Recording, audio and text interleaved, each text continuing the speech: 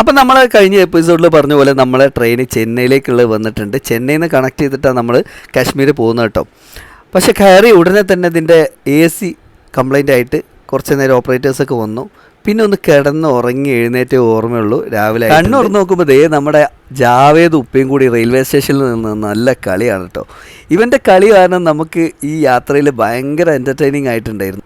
ഉറങ്ങി എഴുന്നേറ്റപ്പോൾ നമ്മൾ ഇൻഡസ്ട്രിയൽ ഏരിയ ആയിട്ടുള്ള കോയമ്പത്തൂർ എത്തിയിട്ടുണ്ട്. നമ്മളെ സുലുത്താത്ത പരിഷ്കാരിയായിട്ട് ട്രെയിനിലൊക്കെ ഉണ്ട് കേട്ടോ.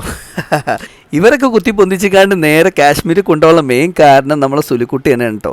കാരണം ഓളെപ്പോഴും പറയും നമ്മൾ മാത്രം ഇതൊക്കെ കണ്ടാൽ മതി അവസ്ഥക്ക, ഇവർ ഈ ഒരു വീട്ടിൽ നിൽക്കുന്നവരാരും ഇത് കാണുന്നില്ലല്ലോ, നമ്മൾ ഒന്നിച്ച് പോവുകയാണെങ്കിൽ ഇവർക്കും കൂടി ഈ കാഴ്ചകളൊക്കെ കാണാലോ, നമ്മുടെ ഇന്ത്യയുടെ അറ്റവും കാണാലോ എന്ന് പറയാൻ ഏക കാരണക്കാരി ഓൾ തന്നെയാണ്.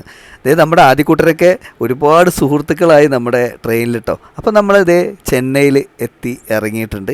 ഇനി നമ്മുടെ ചെന്നൈ കാഴ്ചകളാണ്. വൈകിട്ട് 4 മണിയോട് കൂടിയാണ് നമ്മൾ ചെന്നൈയിൽ എത്തിയിട്ടുള്ളത്. നമ്മളെ ലഗേജൊക്കെ ക്യാരി ചെയ്യാൻ വേണ്ടിയിട്ട് ഇവർ പല വിലയും നമ്മളോട് പറയും. പക്ഷേങ്കിൽ നമ്മൾ അതൊക്കെ സംസാരിച്ച് ചെന്നൈയിലെ ഒരു AC വെയിറ്റിംഗ് സ്റ്റേഷനാണിത്. നമ്മുടെ 1 മണിക്കൂറിന് 35 രൂപയാണ് ഇവർ ഈടാക്കുന്നത്. ഇതാണ് നമ്മളെ ചെന്നൈ റെയിൽവേ സ്റ്റേഷൻ്റെ പുറത്തുള്ള ഭാഗത്തിൻ്റെ കാഴ്ച കേട്ടോ. അടിപൊളിയിലെ എന്ത് ഭംഗിയല്ലേ. ചെന്നൈയിൽ നിന്ന് രാത്രി 10 മണിക്കാണ് ഇനി നമുക്ക് ആഗ്രയിലോട്ടുള്ള ട്രെയിൻ ഉള്ളത്.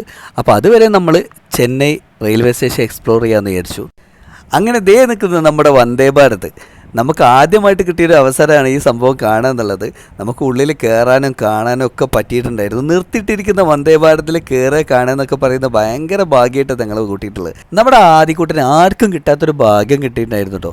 നമ്മുടെ ലോക്കോ പൈലറ്റിൻ്റെ ക്യാബിൽ കയറാനും അവരെ കൂടെ ഫോട്ടോ എടുക്കാനും കൂടി അവനൊരു അവസരം കിട്ടിയിരുന്നു. കാരണം അത് അങ്ങനത്തെ ഒരു അവസരം കിട്ടുക എന്ന് പറയുന്നത് അവൻ്റെ ലൈഫിൽ ഏറ്റവും വലിയൊരു ഭാഗ്യമായിട്ട് അവൻ കൂട്ടിയിട്ടുണ്ടായിരുന്നു. ലൈഫിൽ ഒരിക്കലെങ്കിലും കാണേണ്ട ഒരു റെയിൽവേ സ്റ്റേഷനാണ് നമ്മുടെ ചെന്നൈ റെയിൽവേ സ്റ്റേഷൻ. അത്രയ്ക്ക് അഡ്വാൻസ്ഡ് ആണ്. നമുക്ക് കാർഡ്സ് ഉപയോഗിച്ചിട്ട് ഇതിൻ്റെ ലോഞ്ച് ഉപയോഗിക്കാം. അപ്പോളോ ഹോസ്പിറ്റലിൻ്റെ ആംബുലൻസ് സർവീസ് ഉണ്ട് തൊട്ടടുത്തായിട്ട്. പിന്നെ ഒരു ഫാർമസി നമ്മൾ എവിടെ കണ്ടാലും വിടൂല. കാരണം നമ്മൾ ആ ഫീൽഡല്ലേ. ഒരു അടിപൊളി അഡ്വാൻസ്ഡ് ആയിട്ടുള്ള ഫാർമസി കണ്ടപ്പോൾ ഞാൻ നോക്കിയിട്ടുണ്ടായിരുന്നു കേട്ടോ. അപ്പോൾ ജാവേദ് നമ്മുടെ സുലുവിൻ്റെ മാതിരി തന്നെ ഒരു AC കുട്ടിയാണ് കേട്ടോ. അതുകൊണ്ട് തന്നെ അവർ 179 രൂപൻ്റെ ഒരു AC ലോഞ്ച് തന്നെയാണ് എടുത്തിട്ടുള്ളത്. അപ്പോൾ അളിയനും വൈഫും ഓനെയും കൊണ്ട് കളിക്കുക കേട്ടോ. അപ്പം നമ്മുടെ തമിഴ്നാട് സൂപ്പർ ഫാസ്റ്റ് എക്സ്പ്രസ് എത്തിയിട്ടുണ്ട്.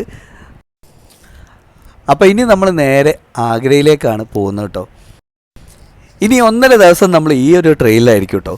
ഒരുപാട് പ്രത്യേകതകളുള്ളൊരു ട്രെയിനാണ്. അതിൻ്റെ വിശേഷങ്ങളാണ് നമ്മളെ അടുത്ത എപ്പിസോഡിൽ കേട്ടോ. മറക്കാതെ കാണണേ.